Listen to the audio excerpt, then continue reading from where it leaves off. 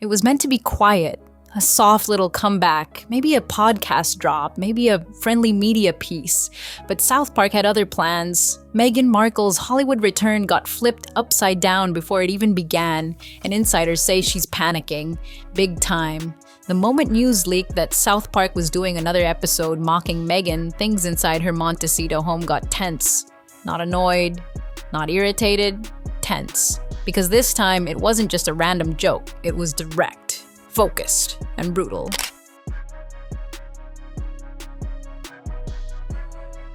The chants started again.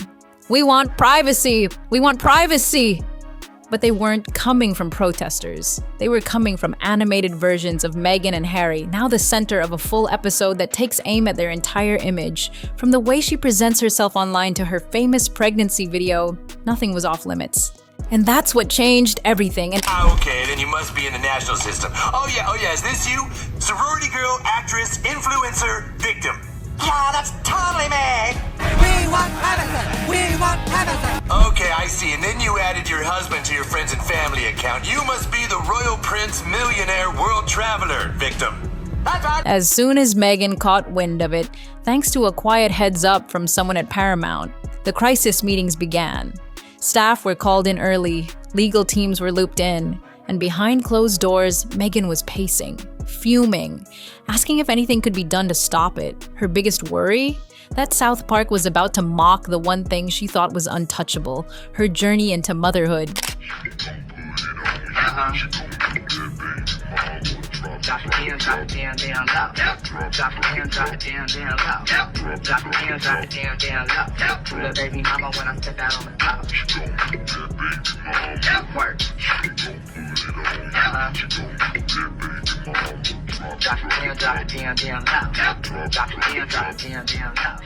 The parody, according to people who've seen early cuts, shows Meghan twerking while pregnant, using a fake baby bump, turning a private moment into something scripted and shallow. And for Meghan, who spent so much time making that video about empowerment, it felt like a punch to the gut.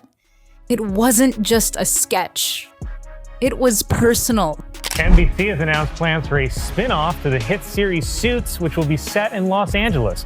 It will focus on Meghan Markle's character's struggle to balance her legal career while also caring for an unemployed immigrant. Build electric cars, he's going to Mars. Why isn't he even involving himself with Twitter? It would be like if the Prince of England gave it all up just to marry an actor from Suits. Trey Parker and Matt Stone said the creators of South Park weren't backing down. In fact, they were quietly putting finishing touches on the animation, knowing full well the backlash was coming. And honestly, that's exactly how they like it. While Meghan's team scrambled for options, Paramount was already making teaser clips, preparing social posts, even designing limited edition merch just in case the episode blew up. Meghan's stress? To them, it was free marketing. Behind Meghan's walls, things got messy. Some team members suggested calling Trey's agent to ask for edits. That idea was dropped fast. South Park's legal team lives for that stuff. Another idea, a heartfelt Instagram post about protecting mothers from body shaming. But PR experts warned that would backfire too. It might look like she's confirming the joke hit her where it hurts. Lawyers then drafted a strong letter, calling the episode harmful, hinting at emotional distress. But even they knew it wouldn't work. Parody is protected in the US. Within a day, the letter was rewritten, softened, and finally shelved. One person reportedly asked, "What if it leaks?" It did, and that made everything worse. The hashtag #RespectOurParody took off before Meghan even made a statement. Memes exploded. TikToks started trending. People who weren't even following her now knew something big was happening. And the more her team stayed quiet, the louder the internet got. The worst part? The episode hadn't even aired yet. What really pushed Meghan over the edge, though, was one scene in particular, a cartoon version of her filming her pregnancy reveal like it was a movie. Retakes, lighting setups, a husband shouting empowerment angle from behind the camera. It made the whole thing look fake, like it was all just for show. And that hit deep. Because for Meghan, the pregnancy moment wasn't just content, it was supposed to be raw, emotional, and real. Something that showed her story, her body, her truth. To see it turned into a joke? That hurt, and inside the house, the vibe shifted from panic to something else. Something more helpless. No matter what plan her team came up with, it all felt risky. They thought about dropping a surprise podcast, announcing a baby-related charity event, even quietly releasing new lifestyle products to shift attention. But someone in the room asked, "What if South Park makes fun of this too?" And just like that, everyone went quiet. While Meghan's camp sat frozen, Paramount doubled down. One line from a leaked team memo said it all. Leverage the letter. And they did. Every leaked quote, every nervous headline, it all helped build hype for the episode. And Meghan's pain, it became their promo tool. That's when reality hit. This wasn't just one episode. This was a turning point, because if people started seeing Meghan's past content, especially that pregnancy video, as fake or staged, it wouldn't stop there. Every new launch, every new real moment, all of it would be questioned. Is it real, or is it another show? And that's what made her spiral. I don't think anyone in the world knows that Meghan Markle has eaten Jack in the Box and loves it. It's so funny, too, that you keep saying Meghan Markle. You know I'm Sussex now. Because Meghan's entire brand is built on being real, being open, being soft yet strong. If that image crumbles, if the public sees her as too polished, too scripted, the damage could be long-term, not just for her career, but for how she's remembered. My name is Megan Sussex now. Call me Meghan Markle one more time, Mindy fucking Kaling. I want my home to feel welcoming. Do you feel welcome? Does my soundstage welcome you? Mindy and I are such great friends, like besties. Like, I love her. Like, she doesn't know my name, but we're best friends. The best way to have a snack is to take the snack out of one bag and then move them into another bag and then label this new bag, even though this bag already has a label on it. Tap water! My kids just always go, more kale, mommy of Sussex. Everyone says they don't have time to make homemade meals, but if you just have 3 nannies, 2 butlers, a housekeeper, a driver, and a full-time personal assistant, you have all the time in the world. Stop making excuses and start moving snacks from one bag to another. And the hardest part? There's no good way out. Legal threats won't work. A big statement might backfire. Staying silent makes her look weak, and any emotional response will just be fuel for another South Park joke. As one advisor reportedly said, "How do you win when the joke is you?" I love a brunch party. I think there's just something really charming about it, and I think it's a great way to connect. That's where Meghan is now, caught in a storm she can't control, watching as her most personal story, her journey into motherhood, gets turned into a punchline, and knowing there's no easy way to stop it, because South Park didn't just go after her character, they went after her story.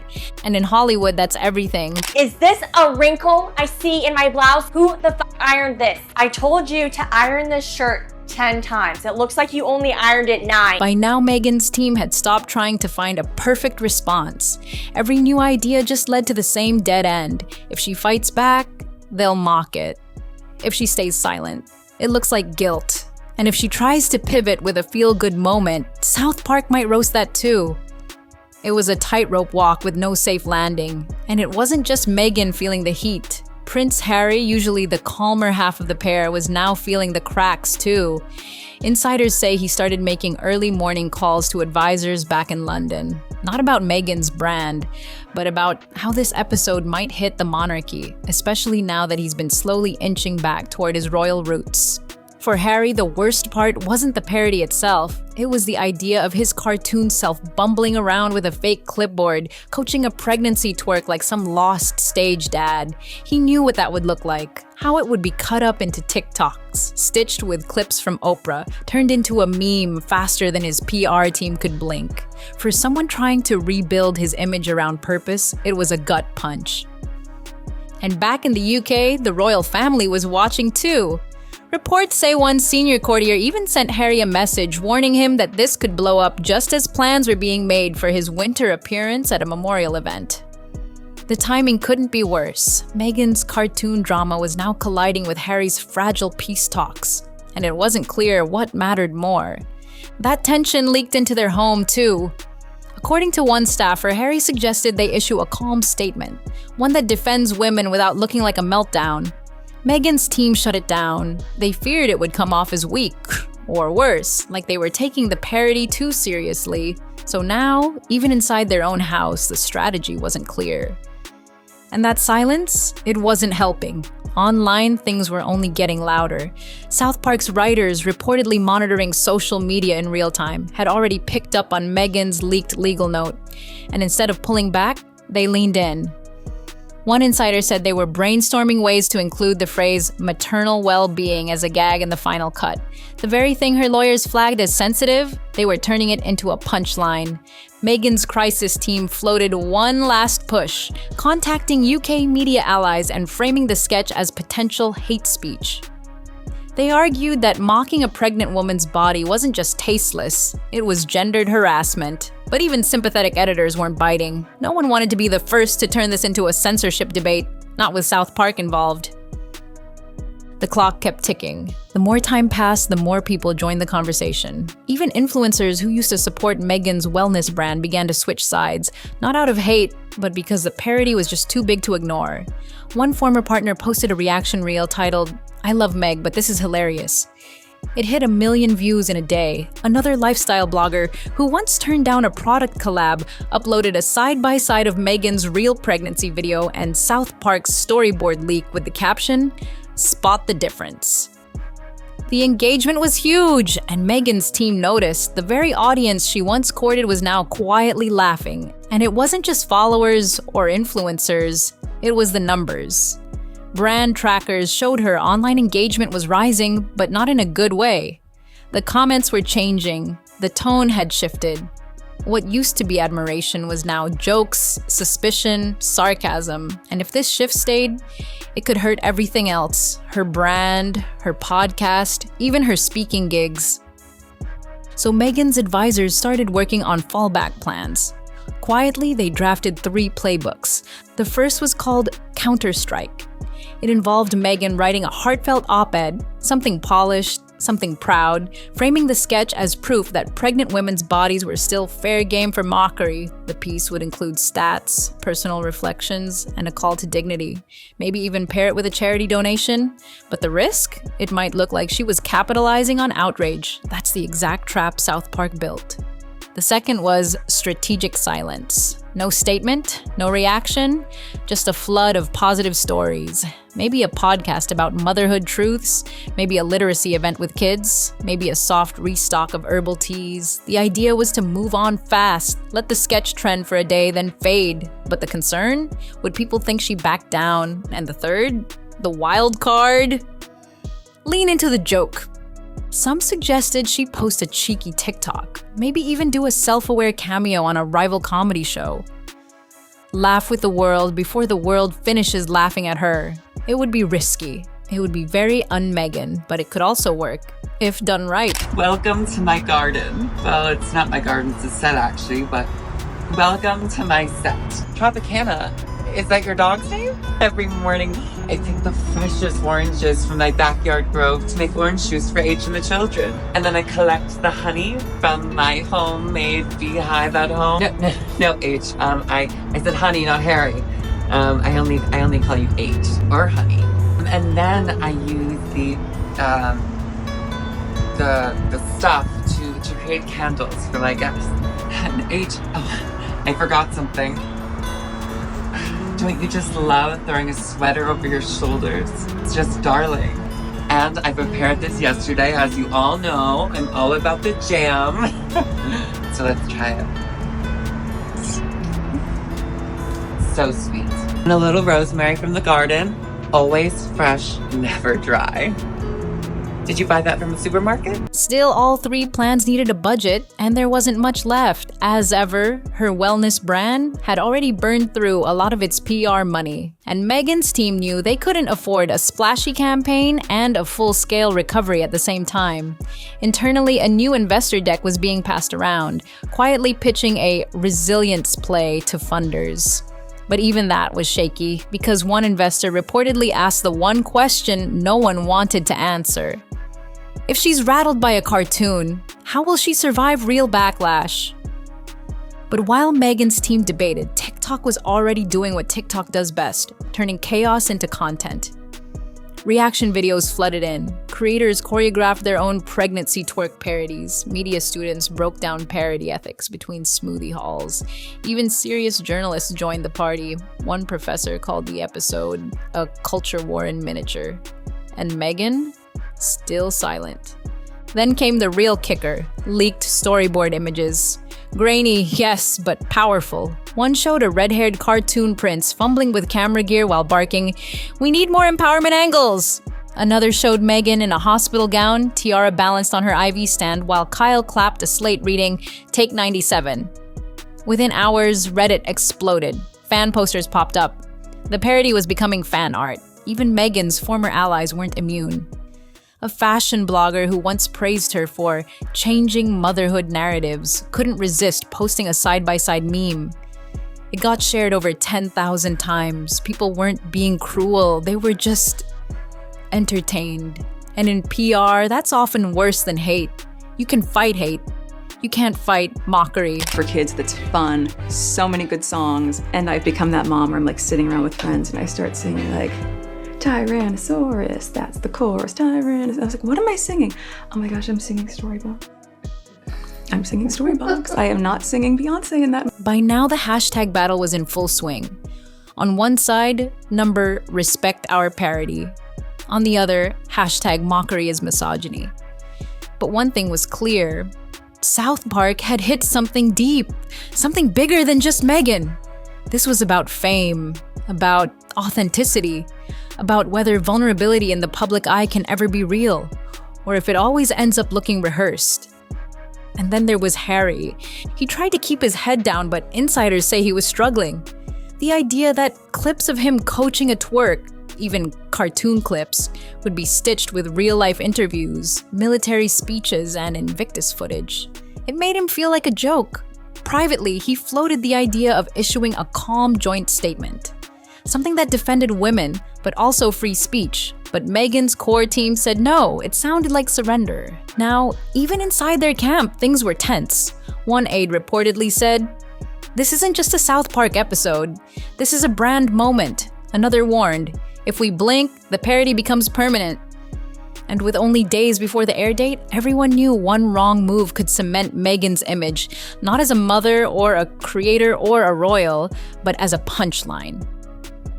The final strategy session was bleak. Meghan, they said, kept rereading the draft statements. None felt right. One called for dignity, another leaned into feminism, a third just said nothing and hoped it would pass, but they all shared the same fear. What if she said something? And South Park mocked that next week. Paramount, meanwhile, was loving it. The leaked legal letter already being used internally as a case study in viral marketing. The merch line ready to print. One t-shirt with Cartman's silhouette and the phrase, "Respect our parody," was already trending before it even hit stores. And the final episode, no edits, no cuts, no fear. In their streaming war room, one exec summed it up perfectly. "She's playing defense. We're playing Launchpad." And the world was watching. As August approached, countdown clocks started showing up on fan pages. South Park's special had become an event. And Meghan, no matter what she did now, respond, retreat, ignore. She had already lost control of the narrative. That's the part no publicist can fix. Because if she speaks, they say she's fragile. If she stays quiet, they say she's fake. And if she dares to laugh with the crowd, they'll just say, it's strategy. The final decision? Still up in the air. Will Meghan try to reclaim the moment with a soft podcast drop? Or disappear until the noise dies down? Will Harry go solo with a military charity push? Or stay silent beside her? Or maybe, just maybe, they'll surprise everyone and post something bold, something human, something unfiltered. Because that's what it'll take to survive this. A little less strategy. A little more soul. So, now the question isn't just whether Meghan responds, it's how. Can she flip the joke before it sticks? Or does South Park's parody become her permanent shadow? Let us know what you think. Should she strike back or walk away? And more importantly, do you think this sketch crossed the line? The episode drops soon, but Meghan's next move, that might be the real show. Stay tuned.